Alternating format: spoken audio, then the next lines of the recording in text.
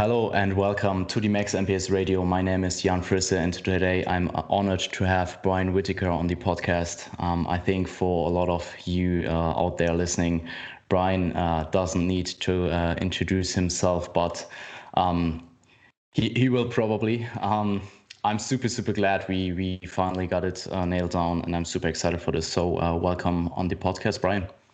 Jan, thanks for having me. It's an honor to be here. I see you've got some pretty amazing guests in the past, so I'm happy to be able to join them. Thank you.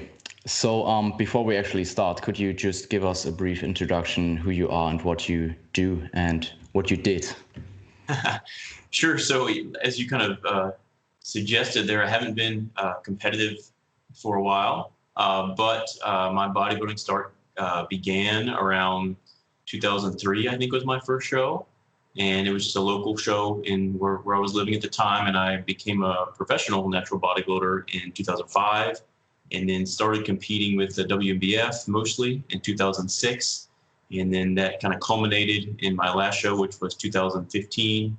And so during that time, I think I competed at WNBF Worlds maybe 7-8 times and came away with 6 lightweight class wins at Worlds, and I also managed to win the Yorton Cup in 2015. I think I'm still the only person who won the Yorton Cup and WNBF Worlds in the same year. I'm pretty sure, yeah. And so that's kind of my claim to fame. And I'm sure we can talk about what I've been up to since 2015. I still love to train. Never have officially retired, so you never know. But we can get into all that. So mostly. I'm a natural competitive bodybuilder. Have been competing at an elite level for a while, and in the real world, I'm a professor of economics at Oklahoma State University, which is kind of the middle of the country over here in the U.S. And I've got 3 young kids that have just kind of heard stories of me bodybuilding and never really have seen that. They were like 1. When I last competed. So I kind of like to be able to show them, give them another run and show them what it's really like to be around a competitive bodybuilder. But I don't know. We'll see if that'll happen. But again, thanks for having me. Yeah, I think a lot of people would love to see you back. So before we actually dive into your competitive, I would say a little bit over a decade, I would like to hear a little bit about your how's life going nowadays in terms of like bodybuilding. How's your injury going? I think you were injured, and do you actually plan to come back to the stage at some point? Yeah. So again, I said my last competition season was 2015. And that was, I accomplished honestly everything I had hoped to do during that year. And in the years following that, I knew I wouldn't compete the next year, but it turned out in 2016 and 2017 is when my injuries really started to add up. And essentially what happened was I've been very bow-legged my whole life. And so when you get to be my age, which I'm mid-40s now, I had been walking around on bow-legged knee joints for my entire life, and I basically wore away all the cartilage on the interior of both of my knees. And so I could barely walk across the street without limping. And so what I ended up doing, and I had these surgeries in 2017 and the other one in 2018, I went to a specialist, and he basically sawed my leg in half. He sawed my leg, and then opened it up with they stuck a little jam in there and opened it up so that I'm no longer bow-legged. Now I have straight legs. And one of the first questions I asked the doctor was, can I squat again after this? And he was like, yeah, you can do that. And so the good news is, it's not great, obviously, for a bodybuilder to have both your legs broken. I was on crutches for, it was basically it was 8 weeks completely on crutches, and then a total of 12 where I could get back to some kind of training after 12 weeks. And so there's obviously a lot of atrophy that happens, and when you haven't moved your leg in 3 months. And so I'm finally back to the point where I'm training the way I want to. Training's actually going great right now. And so those were the surgeries that really held me back in 2017, 2018. Since then, I've kind of been getting back on a track, and we can talk about who does my training and how I'm training now. But I feel great. This is probably maybe the strongest I've ever been. I haven't committed to a comeback, but there's certainly nothing there now that would actively prevent me. I want to be better than I was when I stepped on stage last time. I don't want to be some reduced version of myself. And I'm pretty confident at this point that I think I would be. Of course, natural bodybuilders aren't going to make, massive gains, especially when you're mid 40s like me. But I think I can present a competitive physique at this point, and who knows? Maybe I will in the next couple of years.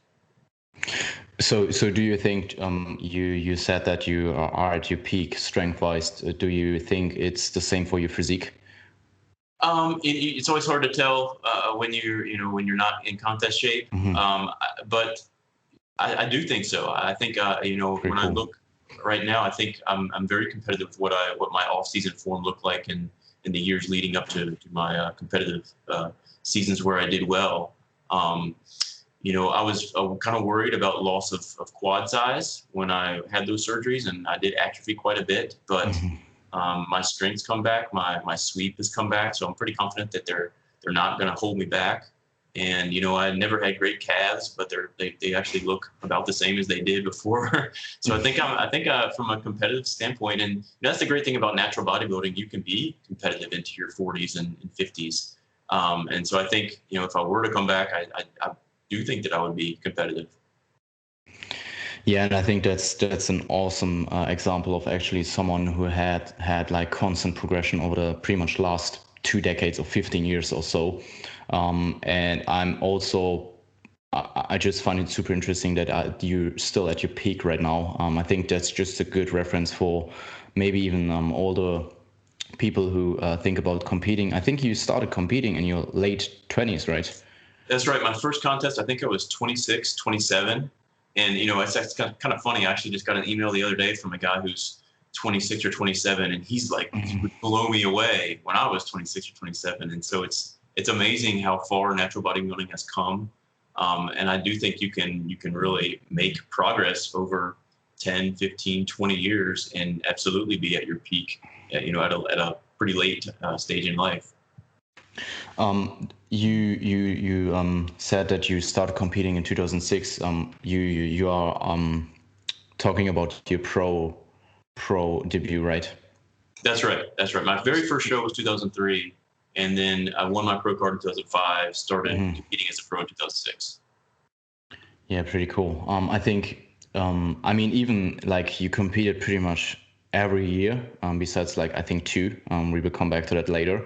And I think even for like younger people, it makes sense to maybe even do like a year off and then come back 2 years later. And I think for you having those like constant progressions over the last 15 years, even though you competed pretty much every year, that's just like awesome to see. And I think it totally makes sense to compete at a higher frequency later in life. Yeah, I would agree with that. And if I had to, if I'm looking back, I do think I probably would have made better gains if I would have taken longer off seasons during those times. But that was kind of early in the natural bodybuilding timeline, and people didn't really know that much. And the other thing to remember is I really only competed in one show a year. Starting in like 2006, 2007, I was really just aiming for worlds, and so I had relatively long off seasons. I could do 6-7 months off season before I jump back into dieting down. And I think you can kind of see the changes in my physique that I was able to make even on those shorter off seasons. Yeah. But again, and when I talk to people nowadays, I do say, it is smart to take, multiple years off when your testosterone's surging and you're having, you're able to eat more food and you can really, crush it in the weight room. But I don't think that I would necessarily go back and change everything. I mean, like a lot of people, I love competing. I love being on stage. And so for me, I was very driven to accomplish my goals. And I really, there was a couple overarching goals I was really pushing for. And so I did want to get on stage and accomplish that. And it took me some time, but I did it. So. Did you ever, maybe even in your earlier seasons, had the feeling that that the prep itself took you quite a toll on your recovery, right? So did you ever think those like 6 months that you had off season weren't really 6 months, but rather like, let's say you needed like 2 months of recovery or something like that? Yeah, absolutely. And I probably got to that point when I was closer to maybe like 2008, 2009, and then if you look at those pictures, that's when I really started to dive down to what I would call true contest shape. And so you're absolutely right. When you get that lean and you're in true contest shape and you have to, hold it for a while, then it does take a couple months to just get back to being a normal person after that. And at that point, you're right. You really do only have maybe 3 or 4 months of off seasons where you actually, feel okay and can train, relatively heavy before you have to get right back into it and diet down for another, 5-6 month period, which is what I would typically do. So yes, and it just becomes worse as you get older because it takes it does take more of a toll on your body. In my opinion, as you get older and diet down into contest shape. So that is one lesson learned, between, before my 2015 season, I did take 2014 completely off, and that was for a couple of reasons. One of them was I had twins, and so that's not really conducive to a competitive bodybuilder, or bodybuilding season. But I was able to have a longer off season and train, get a little bit more food in and train, particularly in the compound lifts. And I do think, a lot of the people nowadays, and including a lot of the contest prep coaches that I know you talk to and or yourself would emphasize, hey, do take a longer off season and really prioritize some of the things that you need to, particularly from a physique standpoint. That's one of the cool things about natural bodybuilding is if you take 2-3 years off and you have a lagging body part, there are ways you can try to bring it up over that time. And I did that to an extent in a 6-month period, but it certainly would have been better to take, 18 months to do that. You talked about you taking off in 2014. I have noted down this question, so I just maybe ask this at this point. Why did you stop in 2011 as well? Same thing. That was actually the birth of my first daughter. So the 2 year gap that you see there was my kids being born, and anyone who's had a child realizes just how much you want to be there during those first couple months. You're needed, and it's like I said, I would not want to go through the rigors of a contest prep with a newborn child. I did it with twins that were 1 year old. And that was very challenging. I did it in 2015 when they were, 1 year and maybe 18 months or something like that. And that was, very challenging. We still were getting up multiple times in the middle of the night and all that fun stuff. But, I think I've always said, bodybuilding I love bodybuilding, but it's always going to come third for me.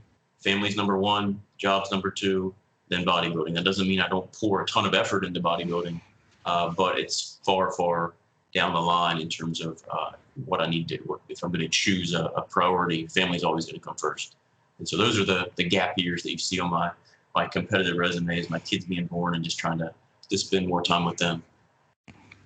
Yeah, I actually thought about talking to you about balance in bodybuilding, but I think there's a great podcast with Eric Helms and Omar Isuf out there with you talking about that stuff. So if there's anybody interested in hearing you talk about how you kind of like balanced those three things in 2015 and had your most successful year, I would say, at least competitive title wise, give that podcast a listen. It's great. So would you say that after 2015, if the injuries actually weren't a thing, you would have competed in later years again? Yeah, I think so. If you look back at the WNBF history, there have only been a few guys who have been able to win multiple world titles. There was Rob Hope back before I even started. I think he won it in like 03, 04. And then here more recently, there was actually a guy who just won the title back-to-back. Babakar, I've never met him in person. But that would be kind of a goal, just to kind of go and show, that I could do that and become one of the elites. And I was feeling really good in 2016 up until the injuries hit, and I became a point where I could no longer squat, no longer even deadlift really. And so did you already prepped at that point? Yeah, at that point I kind of knew. Again, I competed late 2015, and so maybe 3 or 4 months into that is when, after the show, is when I kind of figured out that I probably couldn't train the way I needed to compete. And so that's when I kind of said, okay, I'm not gonna try again in 2016.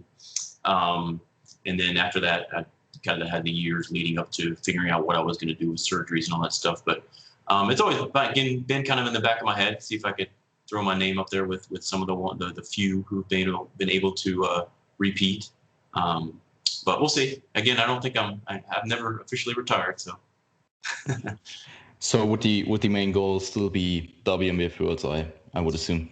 Yeah, I mean I still see that as kind of the elite. The other, I think the Yorton is, of course, it's changed hands since when I won it back when it was the IFPA, which is no longer in existence, and now we've still got a couple of other organizations. I know there's the OCB, and then of course the IPE and a couple other ones too. I've never competed with the IMBA or some of the other ones that are a little bit more overseas oriented. But that's the nice thing about natural bodybuilding. Well, I guess you can see it either way, is that there are some different shows to choose from. I still see the two elite ones as the Yorton and WBF Worlds. But honestly, I haven't followed all that closely in the past couple of years. So you probably know better than me. Would you say those are still the kind of elite championships? I mean, I'm obviously I'm focused a lot on Europe, but actually have been to both the Yorton Cup and WNBF Worlds in 2019, and they were, I mean, they're both stacked. Like on the Yorton Cup, the pro classes were pretty amazing, pretty stacked, and WNBF Worlds, I think, just from a competitive standpoint, also from a really international global standpoint, is a pretty cool contest. I mean, there are always things to improve organization wise, but I think both were amazing, yeah, and pretty highly competitive. That's what I'm looking for. I'm looking for the highest level of competition there. Absolutely. I mean, Europe is pretty stacked too, especially the UK and also Germany has pretty high caliber natural bodybuilding athletes. It got pretty big over the last few years around here. So cool. I would say we dive in a little bit about your competitive decade, at least as a pro. I mean, it has been a little bit over a decade for you in total. So if we maybe start with 2007 WNBF Worlds, the year that you have won the lightweight class after placing second the year prior at your Worlds debut. How did you felt at the moment, and what was the plan afterwards? Like, could you elaborate a little bit on how you evaluated your seasons after the contest and then plan for the next season? Yeah, that's a really good question. So 2006 was a little bit different for me because that was my rookie pro year. Mm-hmm. And so I had really only planned on doing one show that year, and that was the international, which was a kind of, I guess you could say, a smaller show. It wasn't at the level of WNBF Worlds. And so I did that show. That was my very first show, and ended up winning the whole thing. And then at that point I thought, well, maybe I should do, the Worlds, which is, the elite competition, and kind of see how I match up against those guys. And so I hadn't planned on doing that, and it required another, I think, maybe 8 weeks of dieting after that first show. But I did go ahead and throw my hat in the ring and fared pretty well. I felt pretty confident about how I presented myself. I lost to a smaller, shorter bodybuilder called Luis Santiago. And looking back, I could maybe have been able to pull off a win if I would have posed better.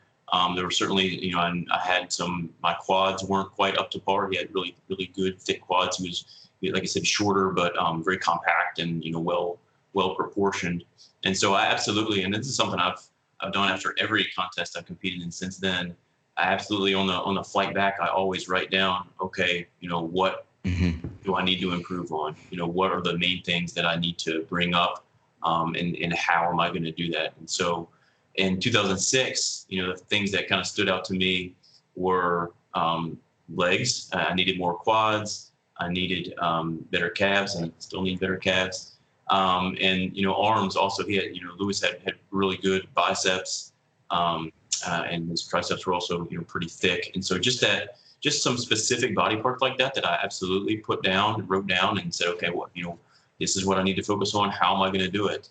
And I think you can really kind of see some changes really between 2007 and maybe 2010 in how I brought my legs up. So it wasn't one of these things that, like you said, it's not going to just happen in a 6-month off season. but it's the cumulative result of multiple off seasons making those changes. And so, some of the things that I did over that time period was I really incorporated front squats a lot more, which I think are great for quad development, particularly, sweep and just overall teardrop and full development. So I was going pretty heavy with front squats. I was doing a lot more dedicated arm training, dedicated calf training. And, at that time I was still kind of on your typical, bro split where you would do one body part, a week really. But I was, I probably even back then was squatting, twice a week, but it would just be back squats one session, front squats the other session. And so it's a little bit different. I didn't really start getting on the whole daily undulating periodization thing until I met Dr. Zordos, which is a little bit later on, maybe like 2012 or 13 or so. But even back then, you could prioritize just by throwing a little bit more volume at things, and that's what I was kind of doing back before we had all these wonderful peer-reviewed studies looking at comparing all the different ways of periodizing and hypertrophy focused routines and that kind of stuff. But it was just a lot more kind of, like I said, bro logic of what's lagging. What are some ways I think I could try to improve? And like I said, a lot of it was just more intensity, more volume, more dedicated training sessions just for that particular body part. But again, that was a little bit pre kind of this revolution that we've seen in the industry in the past couple of years. Yeah. I mean, I think even though your training at that point, maybe from today's standpoint, was a little bit outdated, I think just your thought process post season to really think about what you have to improve to get better is something to really write down if you plan to get better from season to season. I really like that. So I mean, this is probably a stupid question, but did the loss in 2000, I think it was 2006, right? Did the loss drive you? Well, absolutely. I actually wrote an article about this sometime. I'll see if I can dig it up. The biggest driver in my bodybuilding career is failure. And you can look at my contest results and say, oh, well, he won worlds, he's won his class a lot. I still viewed that as a failure. I never won that overall. It took me 10 years to win, to accomplish my goal. And every time I didn't, essentially after that first time to try at Worlds in 2006, I came away and saying my goal is to win the overall title at Worlds. And I tried in 7, tried in 8, tried in 9, tried in 10, tried in 13. And every time that I didn't accomplish that goal, it was a failure. Even though, people would say, oh, you won your class, 5 times. That wasn't the goal. And so I absolutely think failure should be a driver for people competing. And some people might say, oh, well, you're getting in a negative mindset. You're putting yourself down. I can see that, but it absolutely, for me, it lit a fire under me and just pushed me even harder. So I think a lot of that depends on your mindset. If you're one of those people that can get looped into this thing of, oh, I didn't accomplish my goals and I'm really feeling bad about myself, and the more I think about that failure, it's just going to make me more depressed, then probably don't dwell on it. But if you're like me, you just use it as motivation. And honestly, I do that in my professional life too. If I submit a paper somewhere and it gets rejected, that motivates me to do better the next time. If I try a technique in the classroom and the students didn't seem to appreciate it, that motivates me to figure out something else that works better. And so I think failure is the biggest motivator. For me, it was over the course of my career, and I would encourage other listeners, and I would imagine a lot of your followers are pretty intense people who love natural bodybuilding and want to push themselves to the highest level. Absolutely use that failure as motivation. I would have pictures of the guy that beat me on my gym locker and think about that as I was getting ready for a training session. So absolutely, I'm a huge proponent of using failure as a motivational tool.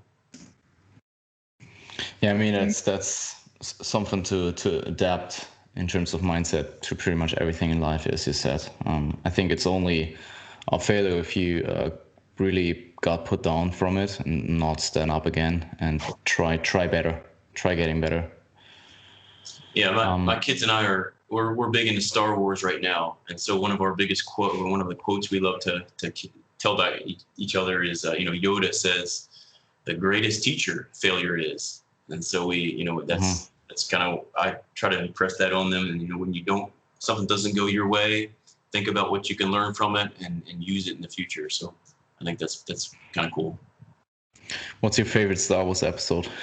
Oh, we have debates about this all the time. I'm actually, the first three are growing on me. So the Attack of the Clones is a pretty good one. But my kids like Rey and Finn and Poe and all those guys. So they like the newer ones. Yeah, I think that's a generation thing, right? Yeah. I mean, I pretty much have grown up with the first three parts, and I think 2 and 3 were always my favorites. Yeah. Like, although you have this like nostalgia about the initial 3, which are like 4, 5, and 6, right, like the ones that you actually grew up with. I think I was 10 when the third part was releasing. It was a great movie, and I think newer ones are kind of I'm not the biggest fan, let's say. Yeah. Cool. I think that's a common reaction. Maybe it will change in the future. As I said, it's probably a generation thing. So right. Let's see.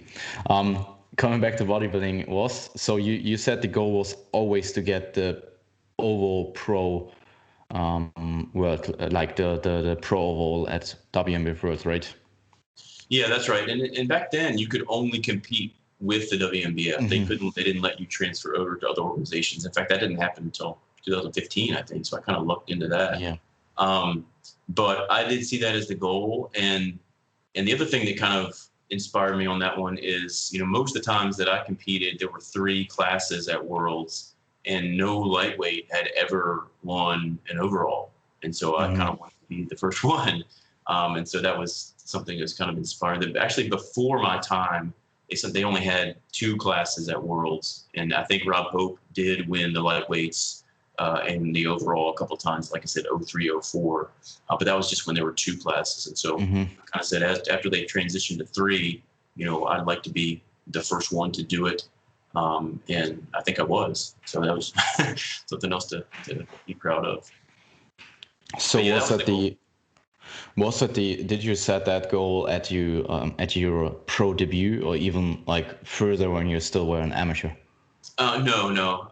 I didn't really know how I was going to fare when you're an amateur. You can do well as an amateur and still not really realize how you stack up against the best.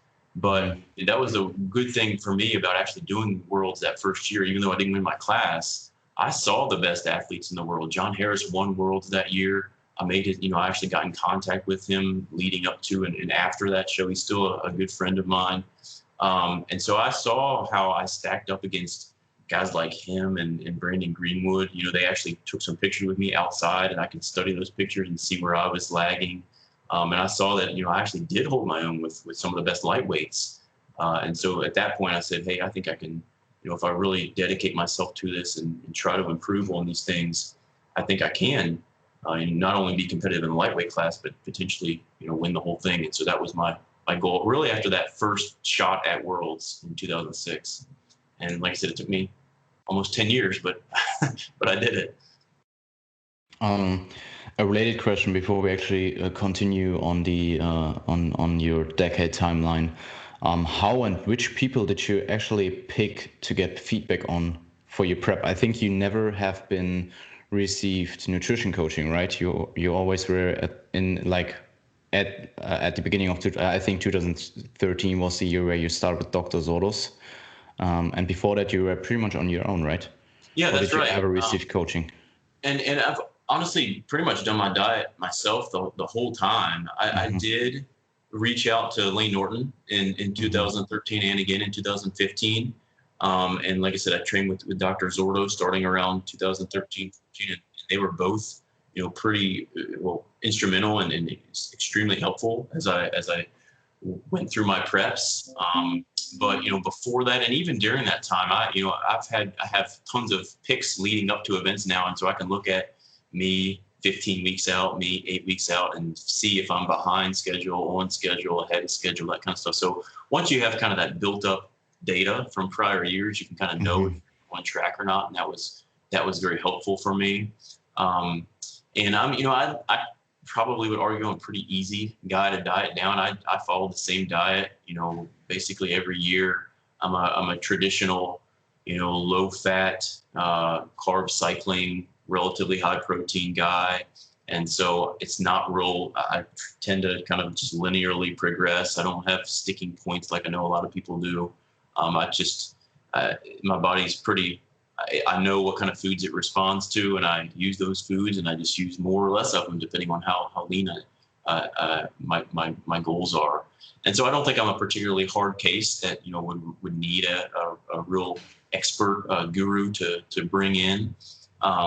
And I kind of like doing it myself. I kind of think that's the cool sciencey part of it. But at the same time, when you get to a very high level, it's always beneficial to have an extra set of eyes on you. And so, I always reached out I have good friends in Doug Miller, Kurt Widener, some of the elite bodybuilders that I would send pictures to for feedback. And I always tell them, don't tell me I look great. Tell me what I need to improve on. Tell me what's lagging. And so it's not helpful that you look great. I want to know the things that I can tweak. And I'll also add, Jeff Alberts to that list. He's an amazing posing coach. And even after I had won 4 or 5 lightweight titles, I would send him pictures, and he'd be like, okay, I know you're a pretty good poser, but here's some tweaks you could consider. And he was very helpful in that regard. So that's the cool thing about the natural bodybuilding community. We're all pretty open to helping each other out. And it's cool to have people that want to see other people succeed, like you and some of the coaches that you've had on there. I know it's a really great thing to have people who want to push you to that next level. Yeah, I really like the parts. I mean, you just need honest, competent feedback. I think if you're on your own, I would assume you got better over time. You got better over time in coaching yourself, because I would assume like a first timer, especially, would probably just lose objectivity at a certain point, especially if they really push conditioning to a certain point. Yeah, I think that is true. And one of the things I still, to this day, don't have a great feel for is actually peaking myself. There's that last week, I'm still kind of crapshooting it. And that's where I do, get feedback from Lane and some other top prep coaches in the business. But you're right. I mean, if you're just going to completely push yourself to get as lean as possible, you are going to end up, stringy and not as full, especially if you don't have the physiological knowledge about how to get yourself in a peak condition. And so I think that is very challenging. That's where it's really beneficial to have a prep coach, and especially early on. I certainly could have benefited from that early on. I think I did an okay job getting myself, lean, but I definitely could have benefited from extra eyes to help me peak in an appropriate manner. Yeah, I mean, I would assume you, with you starting in competing in your late 20s and having like an academic background and like a science background, that you probably have a certain amount of rationality to then apply that to your contest prep. Because I think a lot of first timers are maybe around the beginning of their 20s or something like that, and in particular, if you aren't the most rational person, you probably have a hard time being objective in your contest prep, especially with the later stages when you really get lean. Yeah, and especially if you've never really been lean before, you don't know what is lean and what will end up being competitive on stage and what won't. And I was fortunate, my first few actual competitive seasons, we actually had a little team of people where I was there at the time. I was in Blacksburg, Virginia, and that's where I was going to graduate school.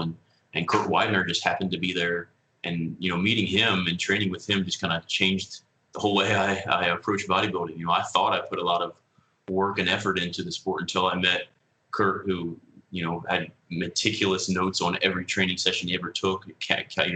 Captured every gram of every macro he ever ate. And so it really kind of opened my eyes to what you really had to do to be competitive.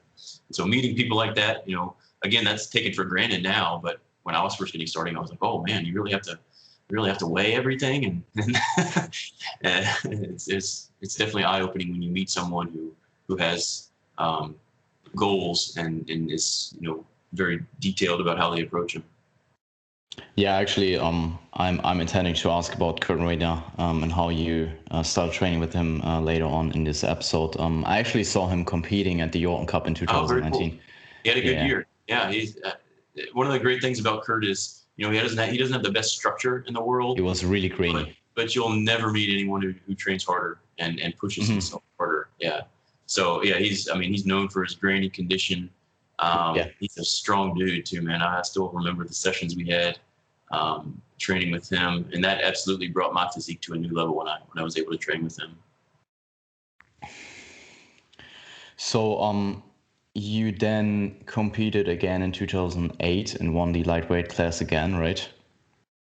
And that's right. And so, the only thing I would add about that is, so in 2007, which was my first class win, I went on to the overall and took dead last in the overall. And so that was my takeaway from the 2007 show is, okay, you've been in an overall now and you've come away in last place. And I think I may have gotten one vote, or maybe, I don't know if I got any. That was the year Jim Cordova won it. He was an amazing athlete. And he looked, I still put that physique as one of the best I've ever faced, his 2007 physique. And so going into 2008, my goal was to, overall goal was to still try to win it, but I knew I had to be more competitive in the overall. And so, again, I was focused on gaining size, again, mostly in the quads. I think if you look at the difference between 2007 and 2008, you can see some differences in the quads. And again, just, dialing in that condition from year to year. I'm pretty proud of the fact that I don't think I ever came in off during my competitive career. I was pretty consistent in how lean I was on stage, and prided myself on being, one of, if not the most conditioned guy on stage. And also, I think my posing improved over those first couple of years at Worlds. Between 2006 and 2007 in particular, I think my posing increased pretty significantly. And by 2008, it was pretty spot on. So talking about 2009, I actually lost the lightweight class at WMBF Worlds to Sean Clarida. Actually, the only year where you lost it after initially winning it. Could you talk a little bit about that year, and also how did you feel about him winning the 212 Olympia last year? Yeah, so it's such a crazy story. I am still a little bitter about that 2009 loss. I still think I did enough to win. I think if you look at the pictures, most people, most objective judging panels, well, I should say most, I think some objective judging panels would have gone with me over Sean that year. But he won the class, and it was I still remember feeling very dejected after that loss, because I did have expectations of winning the class and going on to challenge for an overall. And one of the things I prided myself on is, okay, when they called my name for second, and I was not happy, but you still got to shake his hand and you got to say, well, job well done. You put a lot of work into this. Don't ever try to show somebody else up on stage, because you have no idea. I mean, they worked just as hard as you did. And so if you think you should have won, don't drag your head and walk off stage. Be a good competitor and shake hands. And I think that was something I was proud of, even though I was very dejected at that moment. So yeah, I was still a little upset about that. And honestly, I think maybe I took away from that is that I need some help with the actual peaking aspect of it, because I felt great going into that show. That was one of the few shows where nothing went wrong the whole prep. Usually you have something that goes wrong during your 5-6 months prep, and nothing went wrong for me. And so lesson learned, if nothing goes wrong, the end result might not be what you want it to be. So, walking away from that, I did think, I did certainly have a goal of avenging myself in 2010. And we can talk about that here in a second. But, short answer is I think Sean left after 2010, if I'm not right. So I did get a shot at trying to avenge that loss in 2010. I think he started competing in the NPC after that. And yeah, I did actually see, get him win. I heard about him winning last year. I don't follow the IFBB side much, But Okay. people texted me after he won. I guess he kind of has the same story as me. He's been trying for quite a few years now in that class. I guess, is it 212 now? It used to be 202, right? Yeah, it's 212 now. Okay. I think he competed in 2010 again, got third, where you actually then took back the class, and I think he after I'm not sure if it was initially afterwards, but I think he started competing with the with the IFBB, winning his pro card a few years later. Then actually competed in 212 at the Olympia and got, I think, 15th place or something like that at 2015. And then he took 5 years off and came back 220 and just won it. Wow. So that's a crazy story. He actually he and Matt Jansen, I think they worked for 5 years on that comeback, and I mean it's just amazing to see how far you can get. I mean, he was a pretty good netty as well. So obviously, I mean, well, I mean, props to him for that. I mean, that's a lot of dedication, a lot of hard work goes into that too, regardless of the side of the sport that you're on. So, I was proud of him. I'm happy for him. I think he's accomplished what he wants to do. I'm sure he probably wants to win as many of those as he can. I'm sure he's still hard at it. We had some really good battles back in the day, and I guess I can say that I beat an Olympia winner. I guess you could a future Olympia winner that way. But we had some good battles. He's he pushed me hard, and I think I pushed him hard. I was happy to come back in 2010, and I think that was one of my best years, because in 2010 I beat not only him but also Jim Cordova, who had beaten me for the overall in 2007. So Cordova took second in that class, and Sean took third. And I think that kind of, I don't know if that pushed him out, but he went down a different route after the 2010 show. And so I was pretty happy with that victory. And that was one of those things, again, like you said, after 2009, no, I wasn't happy. And I absolutely used that as a motivating factor for that next year. Yeah, I mean, it's pretty cool to see you still progressed even on a competitive standpoint from year to year, although you quote unquote only won your class each year. You got a little bit further by, for example, beating Jim Cordova was his name, who has beat you in the overall in 2007. And then I think you got in the overalls, you got placed further and got more votes from more judges from year to year. Is that right?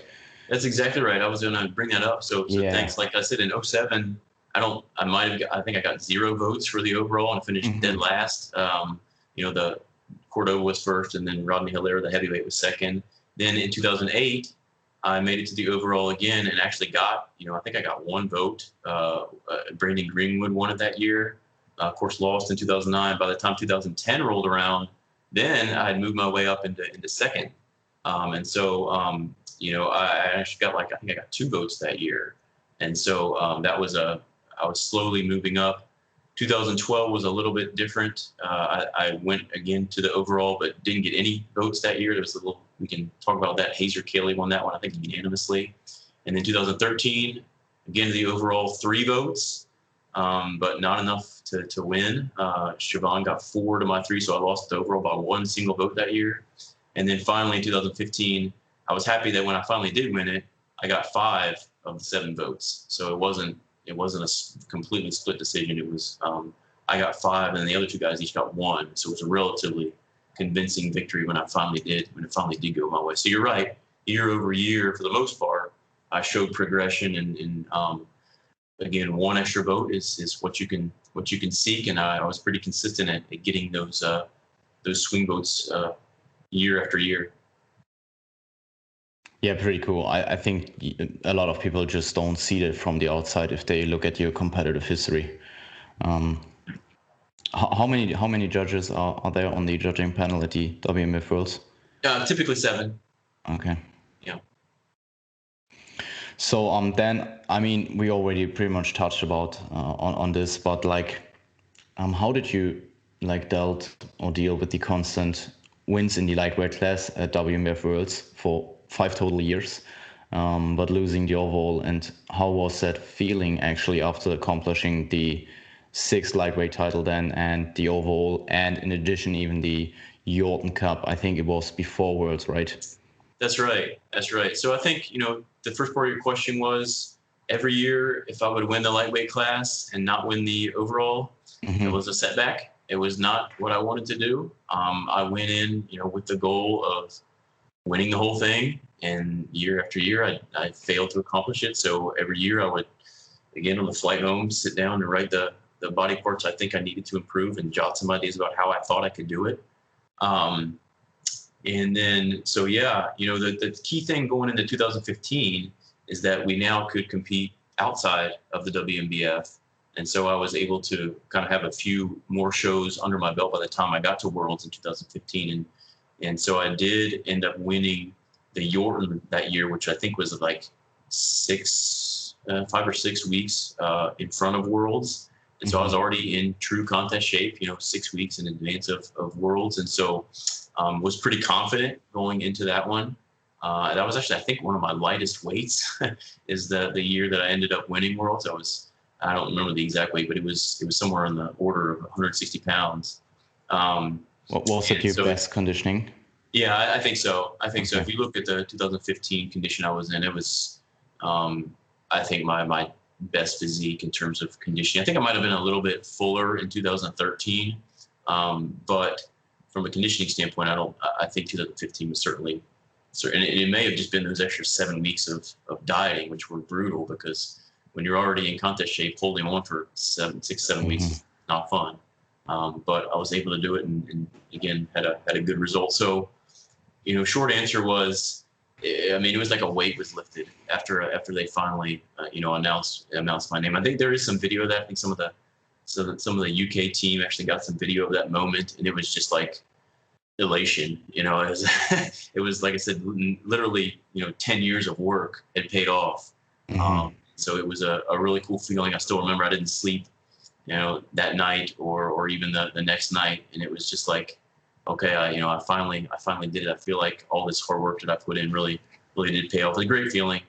Of course, it's always fun to go out and eat after a contest and be with your friends and family and that kind of thing. But this was just a little bit different in that it was not just that year, but like I said, the 10 years leading up to it. That and you do put you put in a lot of sacrifice, and your family sacrifices to some extent. Your work sacrifices to some extent, even though you minimize that. It was a good feeling to see all that come to fruition. Yeah, absolutely. Yeah, I would assume. Did you actually I would assume you felt pretty accomplished after that. Did there ever a point where you felt empty afterwards because you just reached your goal? That's a good question. Because there wasn't really something afterwards. Yeah, that's a really good question. And, honestly, I don't remember feeling that emptiness. I remember feeling satisfaction. And I can't say that even to this day, I don't feel like something is missing. I feel like I did everything that I set out to do.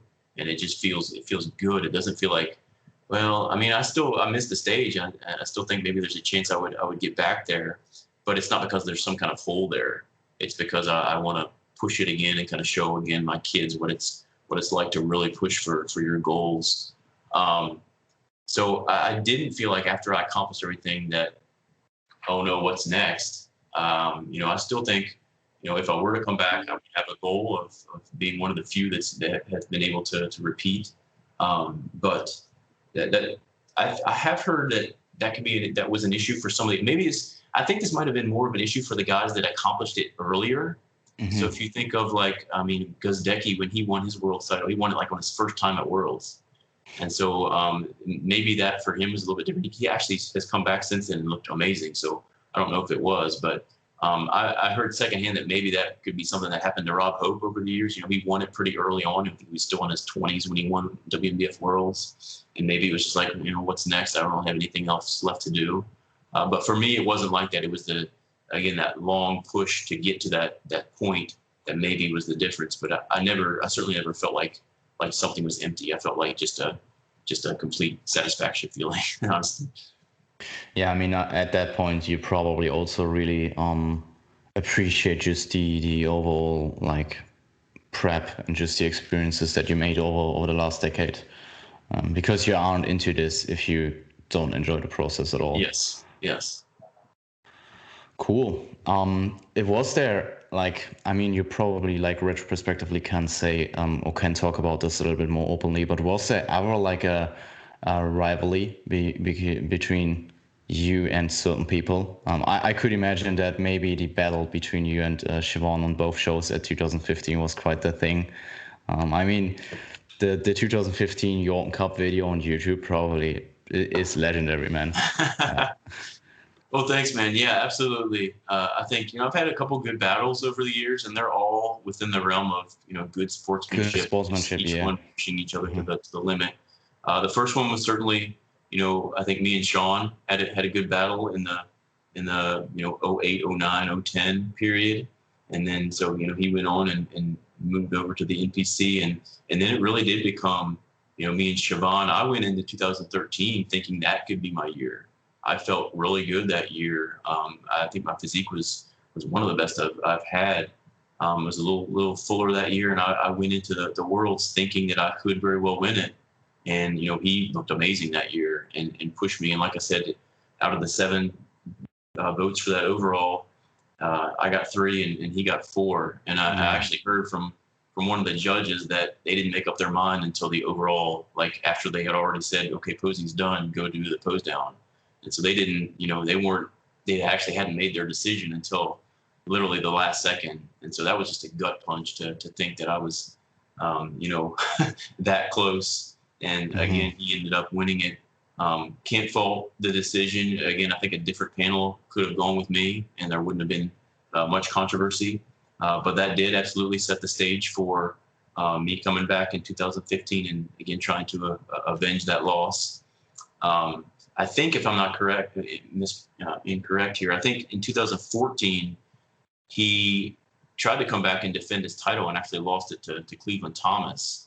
And so by the time 2015 rolled around, the people who were in that overall were the last 2 winners, Cleveland and Siobhan, and then me. And so I ended up beating the last 2 Worlds winners in that overall, which was pretty cool. So I always want to beat, go up against the best, and those 2 were certainly some of the best. So Siobhan's a good guy, man. I've had nothing but good things to say about him. He absolutely is a legend in natural bodybuilding. Amazing structure. He's actually come a long way in his posing. If you look at some of his posing back in like 06, 07, it was really bad, frankly. But he's come a long way, and he's absolutely dialed his diet in, gotten more conditioned over time. Just amazing. Muscle bellies certainly will be a lot larger than I'll ever be on stage. But I tried to, compete in my own way, and that was through, just condition, posing, trying to look as big as I possibly could. I knew he beat me in some poses, and I knew I could beat him in some poses. And so I tried to minimize my disadvantages in the poses I thought I was probably going to lose, and to look as good as I possibly could in the poses I thought I was going to win. And so it really is, at that level, I kind of knew if you wanted to go through a shot by shot comparison, what I should do in each one to try to look my best and against him and really, kind of hopefully throw the judges' weight behind the shots that I thought were more advantageous to me. So it really is, it kind of, you can think of bodybuilding from a broader perspective of, who has the best physique.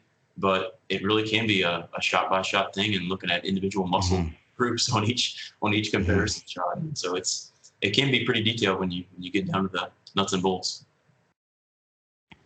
Yeah, absolutely. I think just rivalry in general makes the sport even more interesting. Obviously within the realms of good sportsmanship, as said. And that was also what I remember. It was like on 2019 Yorton Cup. It was the pros backstage. They were all super friendly and great sportsmanship. They were all pretty connected and stuff like that. So I think Siobhan even competed there as well. I think so. Yeah. Yeah, he did. He did, if I remember correctly. And I think Kurt ended up taking second in his class. And I think he beat Siobhan in that class. So I was proud of him for that. But yeah, I love that about natural bodybuilding. I've never been to a natural bodybuilding show where the guys are jerks. They're all no how hard it is to get into contest shape, especially at the elite level like that. And I've not been to many NPC or any IFBB shows, but I've heard that's not the case, that the guys are kind of, into their own world and not really friendly and want to do their thing, and not interact with other people. But that's one of the things I love about and miss, frankly, about the natural bodybuilding world and WNBF in particular. Yeah, well, it's the same for 2019. And I remember meeting Brad Freeman actually for the first time in person, and super friendly guy. I think he just speaks super highly about you as well. With you giving him feedback, and I think it was 2011, those long feedback emails and stuff like that. Pretty cool. So, yeah, he's made an amazing career for himself too, man. If you would have looked back at his physique in 2011, you'd say this guy's not going to win WNBF Worlds, and he's done it a couple of times now. So he's won his class, and he's a really good lifter too. He's a great guy, good spokesman for the sport. Did he won lightweights in 2017? I can't remember the year, but I think that's right. I think he won it twice, didn't he? I thought he won. He did 2017, and then in 2019 he won the pro bantam class. Yes, that's what it was. He's actually a bantam class, yeah. And I mean the physique in 2019 was crazy. I think Cliff even posted about him having the craziest conditioning he ever saw in a person. So yeah, it was crazy to see that live. And I mean, he was still like he was not like completely fried at that point. He was still open to talking and just like relatively stable, I would say, for being that lean. Yeah. And not being like an athlete death. Yeah, absolutely. So you on your website you wrote about still being nervous even after years of competing at, I think, the awards. Did your nerves ever go away? Like, I don't think so. I remember being backstage, and of course you go through all the rigors of prejudging, and some of those prejudgings are brutal. I mean, Worlds, they would sometimes have us just in the symmetry round for 30 or 45 minutes, and then you get into that's crazy. Yeah, I still remember that. But backstage before they would call the places, absolutely, I was still nervous. Even 10, 11 shows into my pro career. And I think if the nerves, I think nerves are good. It shows that you have some anticipation. I think you want to do good things because you worked really hard for this. I certainly got more comfortable on stage over time, and that just comes with, again, stage presence and practicing and being in a similar situation. But anticipation of that final call out is pretty brutal, and it absolutely is nerve-wracking. And I think that's one of the things I love about it, is that it's unpredictable, and you want to go out there and do your best. And that's a really cool environment that I don't think has any mirrors in the real world, really. It's a neat thing. So let's maybe talk a little bit about conditioning and the elite ranks. As someone who was known for getting into really low body fat levels, why do you think elite conditioning is needed to dominate on those upper pro ranks, especially when being a lighter competitor battling against athletes much heavier? Yeah, so again, as a lightweight competitor, that was the really way that I had to stand out. I'm not going to out-muscle a guy who's like Siobhan and is 180, or even the Gazdeckis with 200 plus pounds of muscle. I had to be well proportioned. I had to be leaner than them to get marks from the judges. And so it was one of those things where I knew that was my competitive advantage, and I had to push the envelope to make sure I was going to be as lean as possible and just stand out in that way. Even within the lightweights, I think some of those lightweights, carry about as much muscle as I do. If you look back at some of the group shots from 2013, 2015, there's some good lightweight bodybuilders, but I was, probably, I'm pretty sure I was leaner than pretty much all of them, especially from the back. I think, and that's a big change from, where bodybuilding was when I started in 2005, 2006. You didn't have a lot of competitors that showed up with striated glutes. Now almost everybody's showing up at the elite levels with striated glutes, and so it's it's not just a matter of being in condition, but being in absolutely peak condition, whereas where you can set yourself apart when you stand next to someone.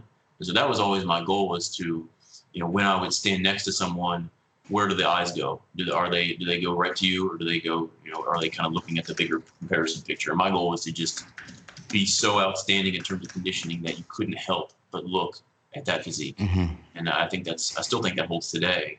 You can have a guy with a mountain of muscle, but if it's not as crisp, not as nailed to perfection, it's not gonna look as impressive. Yeah, I think, as you said, there's certainly a greater degree in pushing conditioning over the last 10 years or so. I mean, on German nationals, if you have soft glutes, you will not place in finals usually. That's just the reality. Do you think there's a point where you just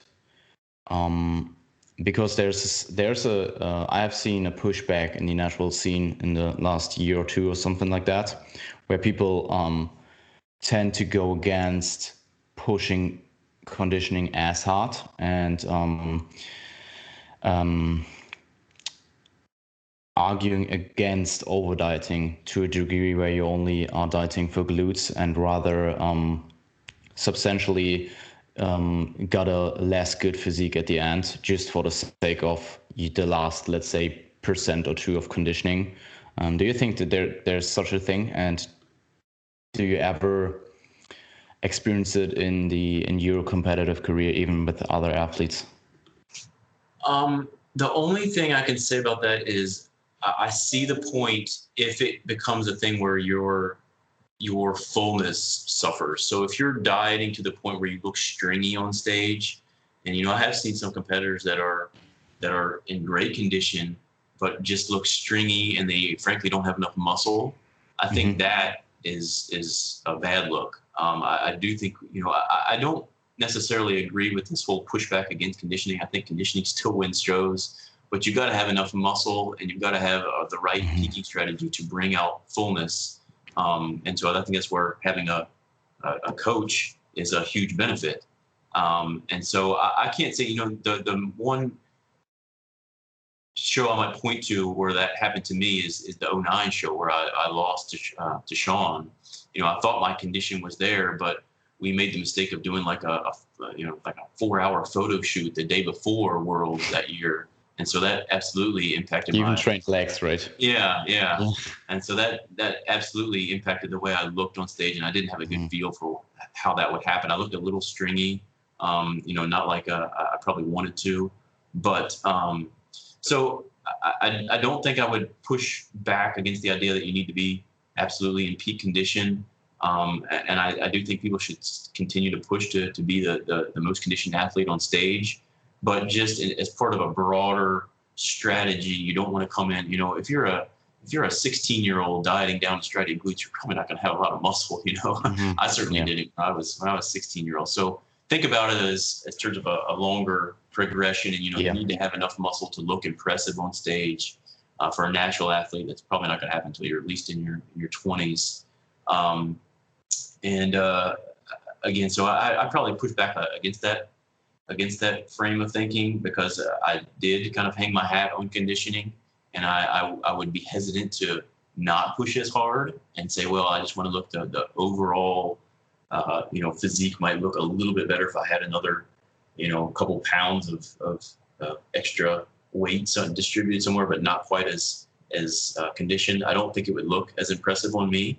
It may be true for other competitors, but again, my strong suit was just being able to get lean and showing that condition off. And so I would kind of say I'm still going to, if I were to compete again, I would probably still do the same thing. Yeah, I mean, it's totally, it's definitely an individual case where you are like the elite in the sport and you competed for a decade. And as you said, a 16-year-old would probably not have like super striated glutes. And I think for a lot of like first timer, they have that picture of like Brian Whitacre or Brett Freeman, or Ben Howard or someone like that in their mind, and they want to push as hard conditioning wise, and they just probably looking worse, because you will, I mean, as a first timer, you will not look like one of the name guys, obviously. But I mean, it's like super important to understand that those three names all had like years and years and years of competitive history under their belt. So I wrote a post about first timer conditioning, and I wrote that I actually wrote the piece that you will probably not look like a Brian Whitacre in your first. So yeah, I think that's a great answer, and I think overall you should aim for the best look, not for being the lightest or losing the most weight or whatever. And if that means, especially maybe for a competitor who has not that much muscle mass, to maybe not lose those last 1 to 2 kgs, and maybe come out a little bit fuller, but like overall better look, especially in the earlier season, that's probably a good trade-off. I mean, I get the point, but I also understand your case, and I actually argued, or not argued, but I texted with a few other pros, and they pretty much all agree with your stance as well. Yeah, the only thing I would say about that, so I think it's a little bit different if you're talking about the elite pro level versus someone in their first couple shows. I agree with you if it's someone in their first couple shows where you're pushing for the best overall look, but to get to that elite pro level, you're always going to have to nail the condition. You're always going to have to be at your peak condition. Yeah, I agree. And I mean, in Europe, it's even like you can even, because in Europe, you don't have that many pros. You don't really have like a pro league. You just have like, I mean, you have pros, but usually the amateurs at the highest level in Europe are like around the pro level in the USA. So in the USA, you have a lot of pros. You have great pro classes. And in Europe, you at the highest level, like the highest amateur level, they're really, really strong as well. So for example, like an overall winner at the German Natural Bodybuilding Federation, an overall winner, you can easily send him to WMF Worlds, and he will probably do damage. Yeah. And the same for like a UK DFBA overall winner. Those guys are pretty stacked. So that's what I mean with the like high level, not just like elite pro level at the global level at the USA maybe, but like even at the highest amateur ranks in Europe, I think you have to bring a certain amount of or certain type of conditioning.